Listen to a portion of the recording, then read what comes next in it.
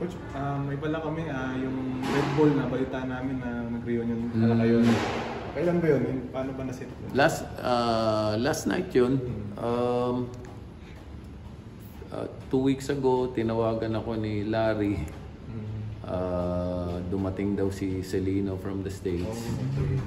So, might be a good time to gather yung team namin, yung Red Bull team noon. So, si Larry at si Enrico naman ang parang nag-organize. Kinausap lang ako kung pwedeng i-host ko. Ayaw nilang gumastos, so ako yung pinagastos nila. So, hinost ko naman, natutuwa naman ako makita ulit sila. No? Sayang lang, may mga wala eh. Si Mick kasi nasa siya, parang meron silang event sa motorcycle group niya na out of town sila. No? Meron silang parang hindi ko alam. Hindi naman moto club. Hindi naman. Meron silang biker event na parang road trip nila. Parang si Topex nasa Dubai. Si Jimwell nasa Cebu. No? But we were all in touch with them naman during the preparations. Mahirap lang talagang gawan ng date na lahat available. No? So, tinuloy na rin namin kasi si Celino hindi naman magtatagal din dito. Saka kahit anong gawin mong date, meron talaga hindi makakarating. So tinuloy na lang namin. Pati yung mga wives nila nandun naman. Kamusta naman, Coach, yung na-relieve I'm sure nag-relieve kayo ng mga memories nyo during those times? Oo, ganun lang. Yung kwentuhan, yung mga